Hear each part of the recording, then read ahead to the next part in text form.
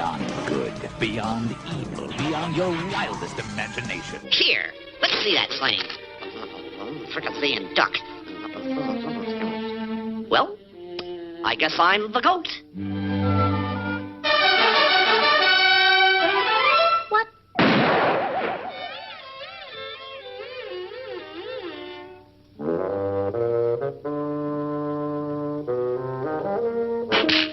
You're a dirty dog. And you are a dirty skunk. I'm a dirty skunk? I'm a dirty skunk?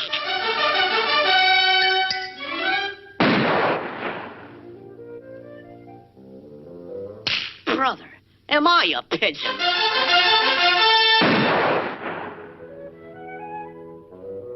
Look, pal, what you need is a little briefing.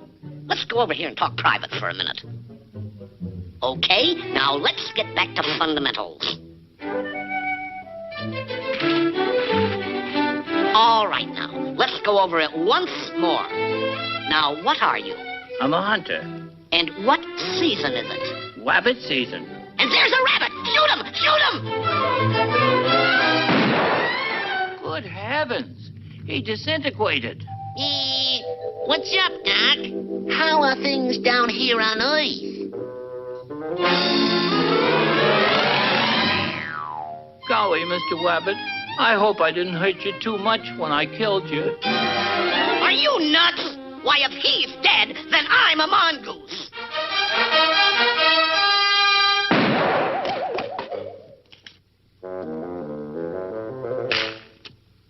More briefing? More briefing. Now then, you've got it straight. You're not going to pay no more attention to no more signs. You're just going to listen to me, right? Right. Quack, quack. Oh, that's his little game, is it? Shoot the duck! Shoot the duck!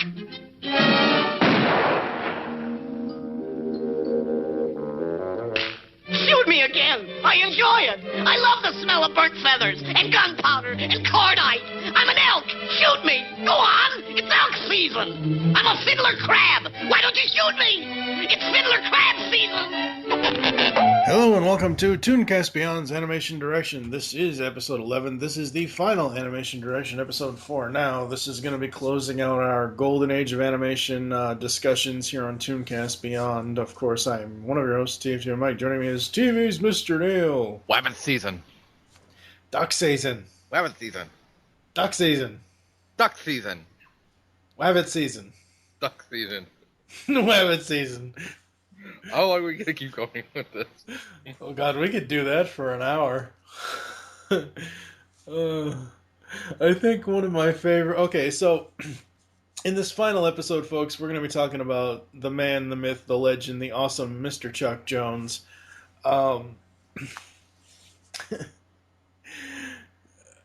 His trilogy of rabbit duck season cartoons. You have Duck, Rabbit, Duck, you have Rabbit Seasoning, and you have Rabbit Fire.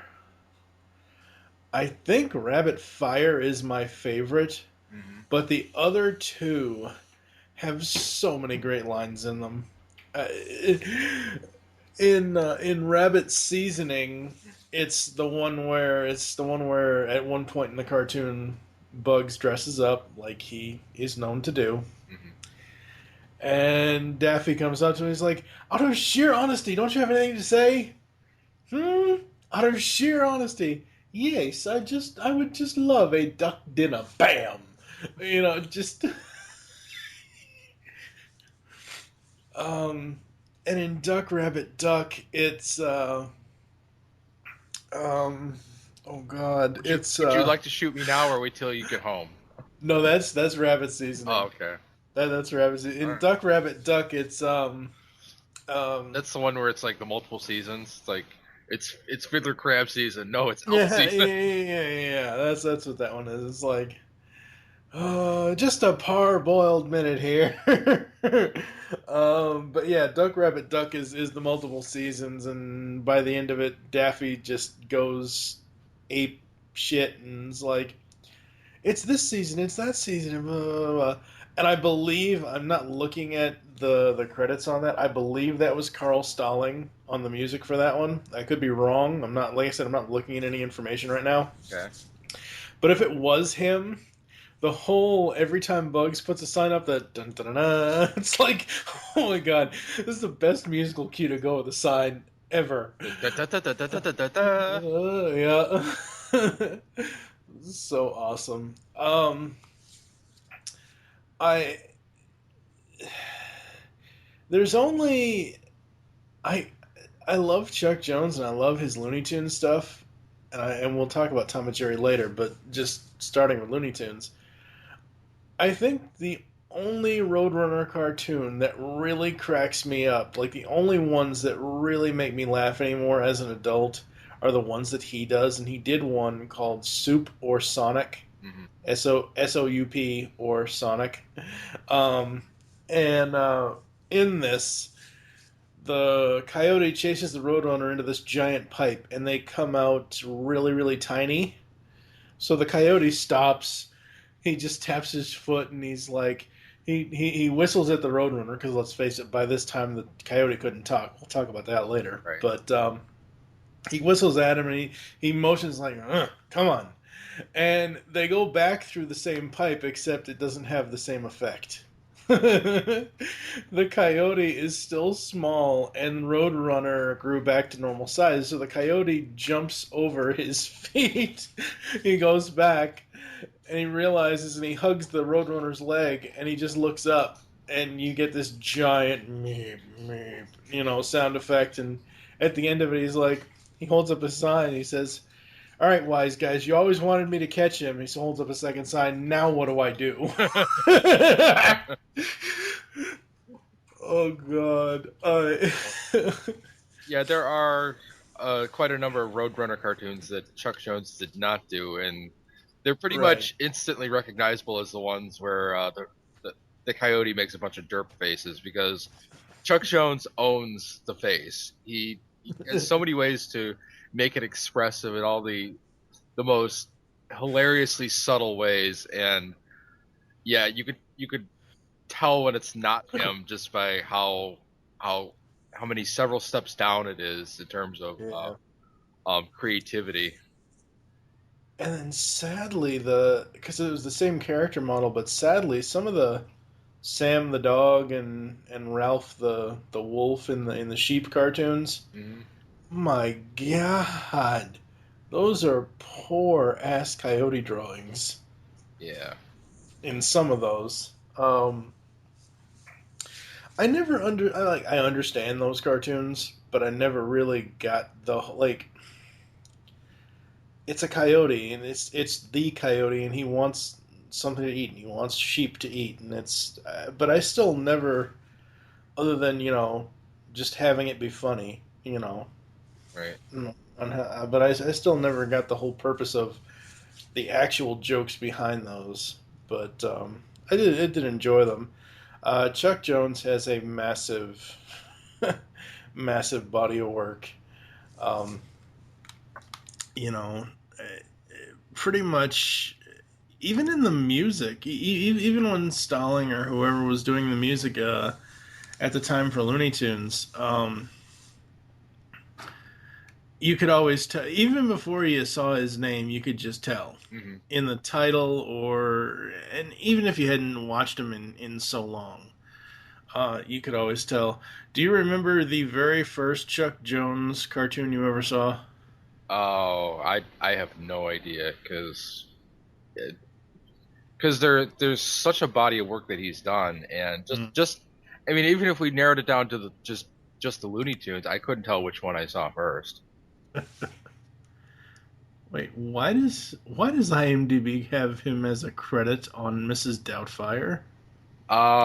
What the hell? He's done some movie work. I mean, as long as we're on that topic, he he was the animation supervisor. Okay, yeah, go ahead, sorry. He's made cameos in movies like Gremlins, and he actually, I know he's done animated bits for movies. I think he did something for Gremlins too. I didn't really, I didn't check it out before the show though. It says here opening and closing animation sequences. Yeah. And he was an animation consultant on Who Framed Roger Rabbit, and He was the director of original animation for Looney Tunes 50th anniversary TV movie in '86. Oh my God, he did a Chipmunk Christmas Yep. I mean, as a character designer. yeah, totally random thing that he did. It's like you wouldn't associate that particular Nuh-uh. thing with Chuck Jones, but yeah, there it is. Yep, there it is. And once again, you could totally tell it's him. Oh yeah, yeah. Well, you know what you can really tell that it's him that has nothing to do with Looney Tunes. His heart grew 3 sizes that day. Oh man, just the stylings of the Grinch is effectively Daffy Duck. Oh, it is. Especially that evil smile that he does when he gets the wickedly awful idea, and this smile just keeps growing and growing and growing. Yeah.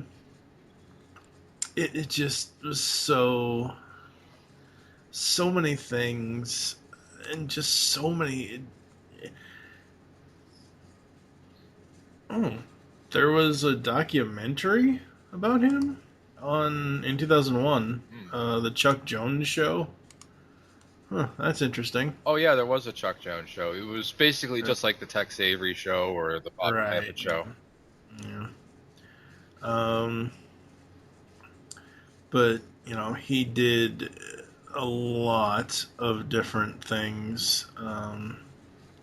Oh my God, Supersonic was 1980. I didn't realize it was only that old. I thought it was older than that. Huh. Yep. Wow. Yeah, that's right. He did a few cartoons in the very early '80s when he came back, and yep. Some of those are better than others. Yeah. I mean, the man is just amazing. He really, really is. One of the very last cartoons he did was a Roadrunner cartoon, and aside from a couple cues in the animation, you could barely tell that it was a modern cartoon because he's like really got the old style theory of coloring and character design, and so it doesn't really look like the modern cartoons, where modern cartoons are pretty simplified now, but it's still got the Chuck Jones style to it. So it's very strange. I don't remember the name of that cartoon, but it's very strange to watch it and think, wow, this was done in the last few years of his life. Yeah. It's just crazy. I'm trying to see if this one is Chuck. Yep. The one Chuck Jones cartoon, there have been several, but the one that I absolutely love has nothing to do with any of the classic Looney Tunes characters. It is House Hunting Mice from 1947 with Hubie and Bertie. I love this one because it's them going into the house of the house of the future and whatever else, and it's them versus the automatic sweeper. And they just want the giant plate of cheese that's in the kitchen. And the reason why I remember this so well is because I remember seeing this over and over and over as a kid. And you flash to 1996 when Space Jam came out. Oh. And you flash to the end, the big game, and the two of them. Are you ready? Sure, riot. They're the announcers for the game. Oh my god. The craziest thing about that scene, though, is there are 2 human announcers that have fallen asleep in that booth. But this one, House Hunting Mice. Oh god, see, I never really remembered the title of it because I always got it confused with Tex's House of Tomorrow. Yeah. Not the actual content, but the actual title, and I thought it was, something along those same lines. But, oh man, this is one short I can watch over and over and over again. It just is. Another one that I found that I absolutely love by Chuck is No Barking with Frisky the dog and Claude the cat. Yeah.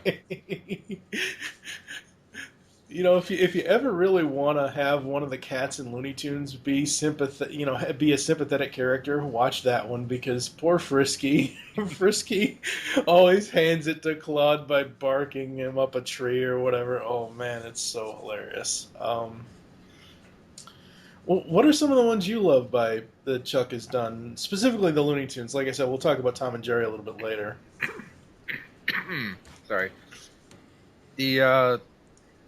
I would say, well, just the one you just mentioned. I like the Claude the Cat cartoon just because he liked to make his own characters. I noticed he used Claude the Cat in place of like Sylvester. I don't know what his opinion of Sylvester was, but he didn't seem to like gravitate toward that character, so he made his own. You could tell that the man had a cat because Claude is definitely a cat. He acts like a cat. Yeah. He's berserk like a cat. Yeah. And then there's also the I always forget the name of the character. Was it Pussy Face or Pussy Boots or something? It's like the little baby kitten that Mark Anthony. Oh yes. Yeah, I never knew the name of that cat. Yeah, it's like that cat and Marvin the Martian were like the two characters I didn't realize had names because you'll never hear the name Marvin the Martian in any of the Looney Tunes shorts. But I used to. I know a buddy of mine out in San Diego. I do Talking About My Generation with him, Doug Abel. He can do a Marvin the Martian voice. I used to be able to, but my Illudium, no, I let's see. isn't that lovely? Yeah. You are about to make me very angry. It's not exact. When I was younger, I used to be able to do it a hell of a lot better. Where's the kaboom? Oh God! There was supposed to be an earth-shattering kaboom. Oh my God! My favorite Marvin the Martian cartoons is when it's him and K9. Yeah. Poor K9. Oh man. I almost like it more when it's Marvin and Daffy going up against each other. Really? Yeah, there are a couple of Marvin and Daffy Duck cartoons. That's right. I had to think about that for a second. I'm like, Daffy. Uh-huh. Oh, yeah, Duck Dodgers. Yeah. No. This isn't. Well, yeah. It was Duck Dodgers because it was the one where they have to go find and claim for the Earth or Mars, Planet X. With the shaving cream at him. Yeah. and in that cartoon, I love Porky. He's like, hey, happy birthday, you thing from another world, you. Boom. And then at the end of that cartoon, they rev up these super giant explosion things, and they go off, and they just end up hanging off the edge of the planet there. Marvin really excelled, honestly, after his heyday, because eventually there would be a Duck Dodgers cartoon series in 2003. And they really added a hell of a lot to the whole Martian thing. I mean, hell, Cassandra from Wayne's World is the voice of the Martian Queen. I mean, You can't go much more good than that, And that show was a loving homage to the style of Chuck Jones. Oh, absolutely. They went out of their way to mimic that style. Uh-huh. Absolutely. I'm trying to think if Stupid Duck was his. I don't think it was. I'm pretty sure it was McKimson. Was it really? Yeah. I was going to bring that up because that has Thurl Ravenscroft in it as the narrator. But yeah, I mean, Chuck Jones, he's just such a great. Yeah, you're right. It is McKimson. Yeah. Such a great presence with everything that he did. Such you know, the comedic timing, and I know that more so goes to the writing, but I mean, the comedic timing is just absolutely hilarious. I just absolutely love, stuff like Bugs Bunny gets the Boyd. um, it's just so funny because he shows you how to have fun with the cartoons that he's doing, and it doesn't matter what you know what you look at like Rabbit of Seville or what's Opera Doc, and it's like Bugs Bunny loves opera, really? Well, I just love that he could take the simplest premises and just run with it. He was like the master of the running gag and and the he had a very I'm trying to like a burlesque yeah, he had kind of the spirit of like burlesque type comedy where it's just slapstick and we'll just take the same premise and run it into the ground. The hunters after the rabbit or the mice are trying to get the cheese and Mm-hmm. yeah, the coyote, yeah, the coyote cartoons, the sheepdog cartoons, just very simple premises, and he just runs with it. He just like runs for the end zone with it every single time. Mm-hmm. Even like oh god, I had something in mind, I just lost it. Yeah, he was just great.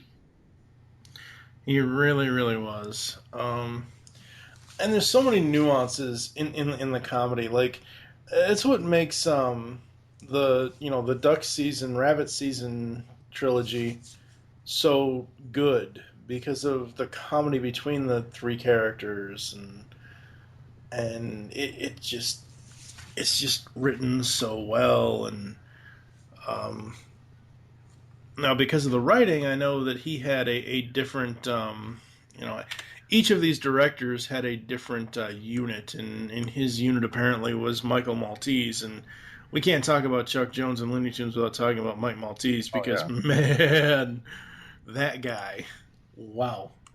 Um, I'm not sure exactly how. Uh, not exactly sure how much they collaborated on ideas or how that was done back then, but what was eventually put out for them is just simply amazing. I mean, I think it's rabbit seasoning. In rabbit seasoning, it it starts off with, I don't know, it's one of them where it starts off with, you know, are you looking for something to eat? There's a rabbit, blah blah blah blah, and it's like, and again the music from Stalling and all that's, Carl Stalling and all that, just it flows so well. Um, the What's Opera Doc, that and Rabbit of Seville, those are two that I like them, but they're just too musical for me. I don't know what it is about them. I do love that at the end of What's Opera Doc, Bugs is like, you were expecting a happy ending. I do love that. I like how that cartoon has permanently cemented "kill the wabbit" into the vernacular, to the point where anytime anyone hears "Flight of the Valkyries," they automatically think "kill the wabbit." Gildo Abbott, yeah, exactly. So awesome. Um, your lightning and your what was oh no your spear and magic helmet, so Magic hilarious. helmet, magic helmet, Yep. Um. magic helmet. Yeah. And just it's so funny how, like, with Rabbit of Seville is the one where he gives Elmer a haircut and a shave. And it's like every time I watch that cartoon now, all I can think of is poor Roger. Oh, jeez. 2 bits. Yeah. What else with him on Looney Tunes? Oh man, I'm trying to think. He's had so many cool, Well, many awesome cartoons. you just Go brought ahead. up Who Framed Roger Rabbit. That was Mhm. actually more of a Tex Avery homage. The homage that Chuck Jones got was unfortunately Looney Tunes back in action. I mean that is totally in the style of Chuck Jones, and it's not really a very good movie. I mean, I kind of like it better than Space Jam, but Looney, it's got Brendan Fraser. man, Looney Tunes back in action. It's it's a spoof on James Bond with the Looney Tunes. Mm. That's what it is. I mean, let's face it. The best gag in that entire film is when they're jumping through the paintings.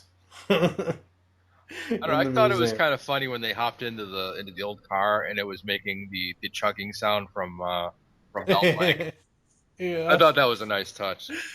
Yeah, that was pretty awesome. I'm trying to think what else for Chuck here. Let's see.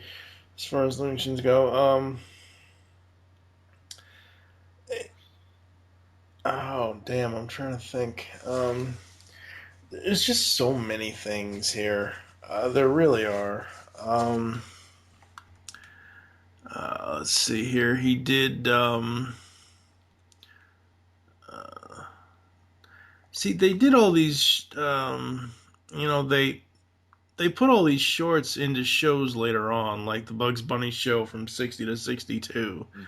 And it didn't, like, A Star is Bored. I remember that as a regular old short. Um, let's see, The Mouse on 57th Street. Oh, what was the, let's see, Baton Bunny, Arabian Nights. Oh, God. Ooh. Never mind joining me. I'll join you. Say hello to Friar Duck. Yes, that is a great cartoon. Robin Hood Daffy is amazing. He just like the direction in it and just the comedic timing in it and the writing is just so good. It really, really is. Didn't he do A Hair Grows in Manhattan? I don't know. I don't remember. I thought he did. I could be wrong though. But is it? I'm trying to think. Is it Broomstick? One of the Witch Hazel cartoons he did. It's the one where she has bugs trapped, and she's basically barreling down on him. He looks over, and and he sees, in case of emergency, break this, and it turns Witch Hazel into a rabbit. Hmm. And at the end of it, all Bug says is, "Oh, sure, I know, but they're all witches inside, aren't they?" Oh, that is not a politically correct statement in today's world. No. But I think all of the Witch Hazel cartoons were his because I remember there was one where he was sitting in for another for like a old nursery rhyme character, and the joke was, oh yeah, it was Hansel and Gretel, and the joke was that every time someone would say Hansel's name, he would be like, Hansel, Hansel. Hansel. Um, I don't remember if it's his or not, but there's a big old Shakespeare one called A Witch's Tangled Hair. Mm-hmm. And in that one, they have a joke about we women drivers. Oh. Silly thing, I had it in reverse.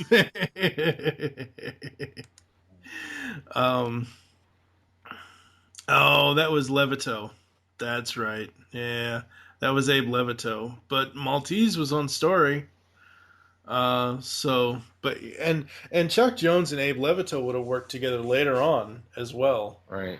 But it just Yeah, I love the Witch Hazel cartoons. She was always such a really great character. Didn't matter who she was going up against. I mean, in that one that you're talking about Hansel and Gretel, he shows up as the truant officer. Yes. And then by the time she has him captured, he puts on these like doe eyes, this basically glass looking look on his face, and she just starts crumbling up. What's the matter, dearie? You remind me of George. Who's George? Pet tarantula. Angela. And he's like, "Oh, here, drink this." And this is the one where she has the magic mirror, and it's the genie in the mirror. And oh, because the the potion in that tea basically makes whoever drinks it pretty. Yes. And she's so deathly afraid of becoming pretty. Oh God, just everything about Chuck at Looney Tunes was great. It really, really was. Every time I watch a Chuck Jones cartoon, I cannot stop laughing. I mean, I'm not going to sit here and say he's the best out of all the Looney Tunes directors. There are a lot of really fun. Like, I love Baseball Bugs, which was, I believe, Frizz's. Yeah. There are a lot. I love Bugs and Thugs, which I think is McKimson. The only reason why I even love Bugs and Thug is shut up. Of course I'll shut up. I'm never not one to talk. It's not Fat Tony. That's The Simpsons. Muggsy. Muggsy's like, shut up, shutting up. So hilarious.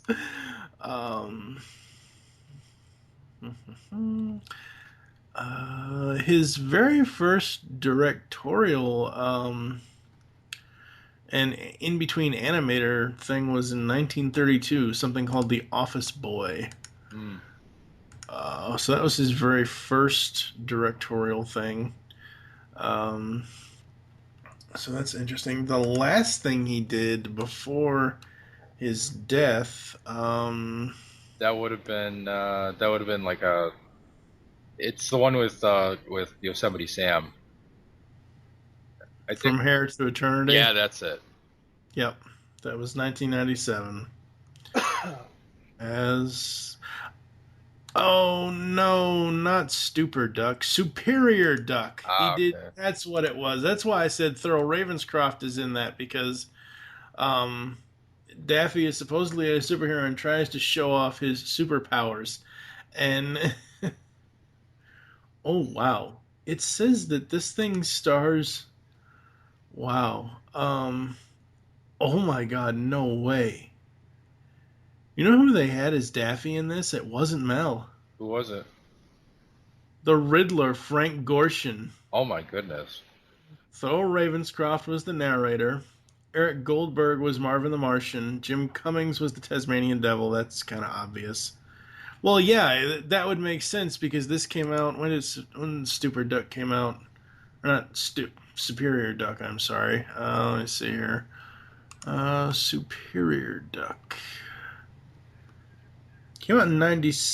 Yeah, that would make sense because it came out in 96 according to IMDb, and obviously Mel was gone by then. Yeah. Now, sadly, Frank Gorshin and Thurl Ravenscroft are both gone as well. Yeah. And was that his first role as Porky, I wonder? I'm trying to see if this was Bob Bergen's first role as Porky. He went uncredited, obviously, but I'm just trying to see if this was his very first. What year did I say it came out? 96? No, he might have been doing Porky before then, but I don't think so. I don't know. But yeah, no, Superior Duck is an amazing short because it basically takes Daffy Duck and Superman and combines the two, but Thurl Ravenscroft can never get the saying right, so they have to stop and start. It's have you never seen I've this never one? seen this. Really? Really? Oh, man, you'll have to look for it because it is hilarious. Daffy's voice is a little off-putting because it's not Mel. Mhm. But other than that, it's simply amazing. It really, really is. All right. Anything else on his Looney Tunes stuff? Not that I can think of. Okay. We're going to take a quick break. We're going to come back and talk about the Tom and Jerry days of Chuck Jones and Sib Tower 12 Productions. We'll be back. You're despicable. What's coming off here anyway? All right, folks, we are back, and it is time to talk about Chuck Jones and his own production company, Sib Tower 12 Productions. Because Chuck Jones, after that horrible era that we will not talk about, happened for Tom and Jerry, it was given to Jones, and it was back in Hollywood, USA. You can always tell when the cartoons are being made in Hollywood because on them they say Hollywood, USA. The other ones with no voices, crappy sound effects, Oh. and I said no voices and crappy sound effects. I mean, granted, let's face it, Tom and Jerry have really never had a voice except in that movie that happened. But honestly, for me, the Jones era of Tom and Jerry is the best era. It's the best when you compare it to the era that shall not be mentioned. I think the guy did a serviceable job. He did better than Filmation did. That's for sure. Well, yeah, okay, I'll give you that. The Deutsch era is roses compared to the Filmation era, but comparing the Gene Deitch stuff to Hanna-Barbera and Chuck Jones, it's no contest. Do you remember when you first saw any of these? The Chuck Jones, Tom and Jerry stuff? Had to be the very early 80s. And like I said in another show, what they used to do with the Tom and Jerry packages is they would just they would cut the beginnings and ends off for the syndication package around here. I don't know if that was how it was in your area, but we never knew who was doing the cartoon, so I could kind of tell that there was a difference between the Chuck Jones stuff and the Hanna-Barbera stuff, but I couldn't really put my finger on it. Plus, it's later Chuck Jones, so it's a lot more evolved than what the Looney Tunes stuff was. So I didn't even connect that it was the same guy as the guy who was doing that. So I never really knew that it was him until like much later. Yeah. It obviously the easiest way you can tell is that the characters are a little bit different in design. Their colors are extremely different. Yeah. Tom's face had he had heavy eyebrows. I think it was like Boris Karloff eyebrows, or I don't know if that's the actor, the right actor I'm thinking of, but. And during the Hanna-Barbera stuff, Tom always had like a lighter splash of gray between his eyeballs, and that was gone for the Chuck Jones stuff. Now that's like the easiest way for me to tell the difference is that. My favorite one out of all of these is, out of all the Chuck Jones ones, is Haunted Mouse. Haunted Mouse is the one where Jerry's magician friend, possibly cousin, drops by, levitating Tom. Later, when Jerry is preparing dinner, Tom accidentally grabs the magician, who hypnotizes him while Tom is under. The magician basically goes inside his stomach and frees everybody. And the sound effects in this are so well done when he like it's just so awesome. And so he goes into his stomach and he then, frees all the birds and the mice and whatever else and comes back out and gets back into Tom's hand and unhypnotizes him, and Tom just looks at him and freaks. Yeah. I remember it was like he was opening cell doors and you hear all this clanking and clattering. Yep. Yeah, it was hilarious. It was absolutely hilarious. Fish, just getting warmed up.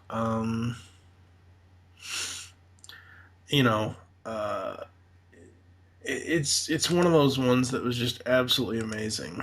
It really, really was. Another one, I'm trying to think here. because they're like Penthouse Mouse from '63. That was awesome. The Cat Above and the Mouse Below. that Oh yes. that one was good. Snowbody Loves Me from '64. That one was good. Um, I think is it the Unshrinkable Jerry Mouse? One of them. One of these has Tom making, and I could be, I might be thinking of one of the Hanna Barbera ones, but one of them has Tom making that evil potion to give to Jerry, Right. and it makes him strong and muscular, and basically turns him into Jerry's cousin Muscles, for about 5 seconds. You know, I remember when this DVD set came out back in June 23rd. Let's see here. Next style. That's the style. Let's see. I'm trying to see here if it says. It was a few years ago. It was a 2-disc set. I remember when I got this DVD set, the Chuck Jones collection for Tom and Jerry. As soon as I got it, I popped it in, watched the first disc, took that out, watched the second disc. I was laughing so hard all that day because I just love Chuck doing these because it really feels like, because he had Mel there, because Mel was doing the vocal effects for at least Tom or Jerry. Both of them for sure. You know, and just thinking that Mel Blanc was a vocal effect or a quote unquote voice of Tom and Jerry, along with everything else that he's done, it's just simply amazing. Did you have a favorite from the Chuck Jones era here from Tom and Jerry? I'm really having a hard time thinking because to me his Tom and Jerry cartoons kind of blend together. I mean, they're all really funny. The one cartoon he did for MGM that's completely apart from them is called The Dot and the Line, which is the one where it's the dot or it's the line that falls in love with the dot, but the dot's really into this other squiggly line, and the end of it is that the line learns to be more abstract, and he does so in ways that the squiggle could never be, and it's a really bizarre cartoon, but it's really creative as well, and it's one. It doesn't. I don't think it has any backgrounds in it. I think it's all just a white backdrop, and they let all the animation really shine in that one. Yeah, very awesome. That's always the one that stands out for me. Yeah. Yeah, I mean, for me, it probably has to be the oh God, I just mentioned it. Like I said, Haunted Mouse. I believe it's Penthouse Mouse that has the two of them running across the top of the penthouse, and they both end up at a construction site going through all that. And I believe at one point in that cartoon, Tom actually gets pounded by the pile driver thing. And he comes out looking like an accordion. Right. So I just absolutely love that. You don't see, like, when they did other Looney Tunes stuff after Chuck passed away, and don't get me wrong, folks, like I said, there are other directors that everybody loves and the other directors that we love, but, like, for me right now, Chuck Jones was and forever will be the best out of them all, personally. You don't see Chuck Jones animation anymore. No. I mean, sure, you had Looney Tunes back in action in 2003, but, like... It was an attempt. It was an attempt, yes. I would say that Tiny Toons is... I mean, I believe he was still alive during the Tiny Toons era. Yeah. It was a bit of an attempt to amalgamate all of them between Clampett and Frizz and McKimson and Jones and all those guys. But Tom Ruger's team really kind of came up with their own style after a while. True. And Well, unfortunately, you had people like Glenn Kennedy whose style just oversaturated everything else. You said Glenn, and I was like, wait, Murakami worked on that series? Holy crap. No. Thank God. Everyone would have flat fingers. uh, you did have them attempting to do something different with the Looney Tunes with Lunatics Unleashed, which no one should ever talk about. I know, I'm Difference sorry. is putting it nicely. I'm well, we'll have an episode about that and the 2011 What did you think of them doing the new show? I don't even think it's still on now. It's on, but I don't think they're doing new episodes. The Looney Tunes show. What did you think of that? It came out in 2011. It's interesting, and I know why it exists, but it's not really something that's for me. I don't really go for that style of Looney Tunes. It's like okay, my stance has always been that the animators and the directors are the stars, and Looney Tunes are just kind of like they're more like sock puppets for those people. It's like really it was Chuck Jones' sense of humor that made those cartoons wonderful. And when I see Bugs Bunny in a newer cartoon, I'm just like, it's not going to be the same. And I never find newer cartoons as funny as the old stuff. I'd rather watch someone like Tom Ruger who would come up with like new stuff like Freakazoid. Yeah. Well, apparently, and again, take this with a grain of salt because it's Wikipedia, but let's see. It is produced, obviously, by Warner Brothers Animation. July 29th last year, producer Tony Cervone confirmed that the series will not be renewed for the third season. So, it only got 2 seasons. So, it got 52 episodes. I liked it. I thought it was interesting. Yeah. I think what probably put me off was all of the ways that they worked in the other Looney Tunes and the weird music videos and like the Marvin the Martian thing. That was just weird. And why is it that the show itself has to be 2D, but the Roadrunner cartoons are 3D? That makes no sense to me whatsoever. That would just drive me crazy. Yeah. I mean, like I said, I enjoyed it for what it was. I thought it was interesting.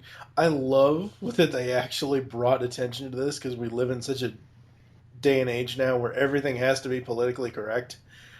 I think it was one of the first episodes where Bugs actually goes to jail and he wants to actually stay in jail.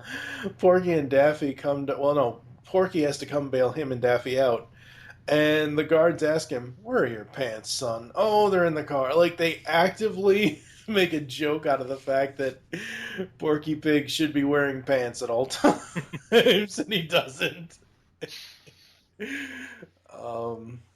But yeah, I'm interested to see what Warner Brothers comes up with in the future, whether it be movies or cartoon series or whatever.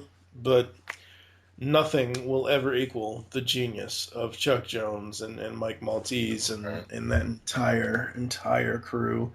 I did want to bring up one other thing here before we go away. This isn't done by Jones, but I think it very much has his style to it. You remember Blooper Bunny? Blooper Bunny. Is that the one where it's like an anniversary cartoon and they keep screwing up 51st and a half anniversary. June 13th, 1997. It was directed by Greg Ford and Terry Lennon. The voices were done by Jeff Bergman and Gordon Hunt. Music by George Daughtry. Absolutely. This is the one where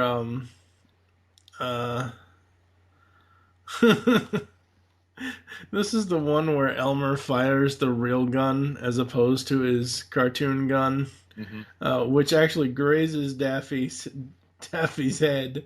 Bugs scolds him, and Elmer responds that he thought Ed would be a great big birthday surprise if he finally shot Bugs after 51 and a half years of twying. Daffy starts yelling at Elmer for not using the prop gun and neglects Bugs' insistence on cutting. He then walks away as he tells Elmer to expect his lawyers to call him and gets struck in the face by the loose board Bugs had avoided earlier. With the board going through his beak, when Bugs asks if they can cut now, Daffy says, "You smug son of a..." And then it cuts to a beep. This cartoon here is... It very much is a collaboration. It's very much a mixture of all the directors, but I really feel like this is something Chuck Jones would actually laugh at. He might have even seen this because this was before his death. Oh yeah, it was quite a number of years before he actually died. So Yeah, I mean he passed away in 2002. But every time I see that cartoon, absolutely, I equal the ending to that cartoon to what Clark Griswold did in Christmas Vacation, because the Yosemite Sam rant. It's just human nature that hates rabbits. You consarn idiot rabbit. And then of course Bugs at the very end is like, maybe we can fix it in the editing.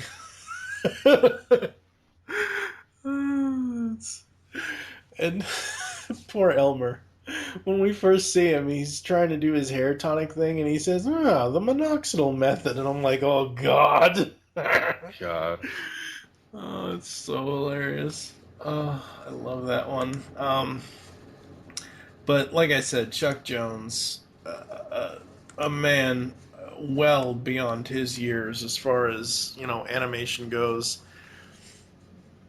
You people that are listening to this, you have to not have a soul to enjoy his work when it comes to Looney Tunes and Tom and Jerry. You have to not have a soul? Yeah. If you don't, someone who doesn't enjoy this stuff does not have a soul. Okay, because you said it the opposite way. You'll hear it in the editing. Yeah, I know. We'll fix it in the editing. Don't cut. Yeah.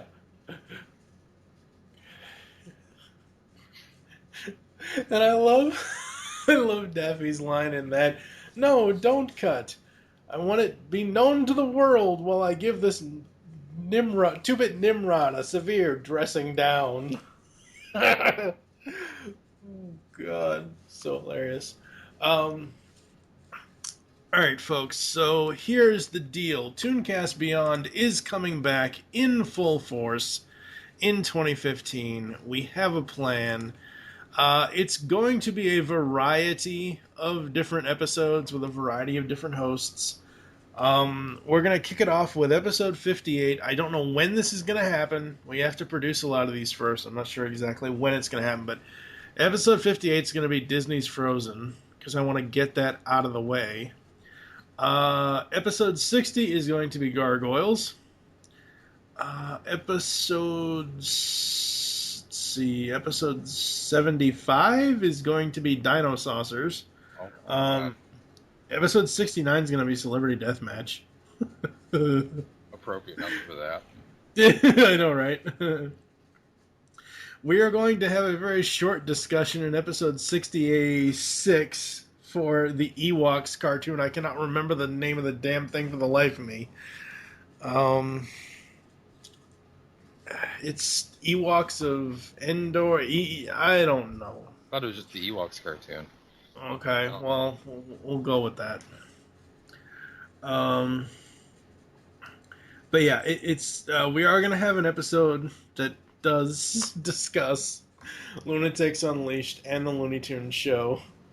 Kind of like a compare and contrast and which one is better. Which you put those two shows side by side and a giant greater than sign will descend from the heavens and point the larger end toward the Looney Tunes show. Yeah, I bet.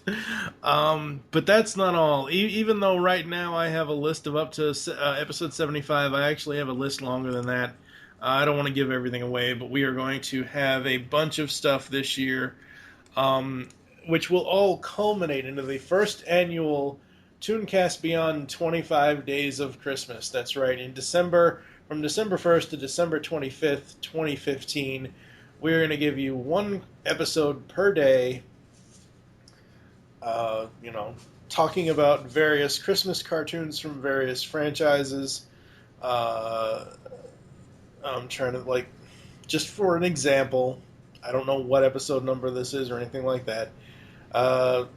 There was a Johnny Bravo Christmas special. There was a Kim Possible Christmas special. There was, there's the Mickey Mouse Christmas specials. There's,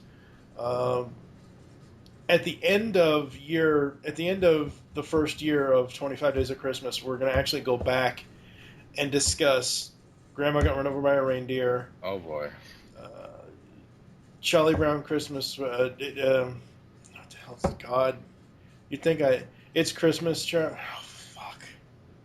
You'd think I'd friggin' know what the hell the name of the damn thing is. You know what I'm talking about? Yeah, I know. The Charlie Brown Christmas special. The Rudolph, the real Rudolph the Red-Nosed Reindeer, because we have to actually have to wait till July before we can do Rudolph and Frosty in July. We will be doing Frosty the Snowman with Jimmy Durante, the good one, not the one with John Goodman, which is later. Oh, that one, in my mind, does not exist. So we got a lot of things. 2015 is going to be the year of ToonCast Beyond, folks. I don't know how far up in the episode numbers we're going to get. I have a plan for weekly content that will start most likely middle of March, potentially. So I hope everyone has enjoyed the Animation Direction Spotlight. This has just been a blast with you talking about these cartoons. You have any final thoughts for the listeners, Mr. Neal? Nothing at the time, no. All right. Well, I guess we'll let Porky blooper his way through that's all, folks. So we will catch you in mid-March with episode 58, all about Disney's Frozen. To the vector goes the spoils. That, sir, is an investigated fabrication. It's Wabbit season. Duck season. Wabbit season. Duck season. Wabbit season. Duck season. Wabbit season. Wabbit season. Duck season. Wabbit season. I say it's duck season, and I say fire. And action. That's all, folks. Cut. Porky, could we just get a little bit of the stutter? Just a little bit of the stutter, that would be great. Yes, of course. Silly me. Not a problem. Ready? Quiet. Ready and action. That's all, folks. Darn it. Did it again, didn't I? You wanted the stutter. Sorry, guys. Perfectly all right. Still rolling. And action. That's all, folks. You're sounding great, Pork. We'll get there. You got the stutter. Tell you what, could we get the stutter on the that this time? I'm sorry? I'd just like to try getting the stutter on the that. That's all, folks? Exactly. You're doing great. Oh, obviously. You want to do it? No. You're the star. Porky, you ready? And action. That's all, folks. Cut. Beautiful. You're a real pip, kid. Whatever.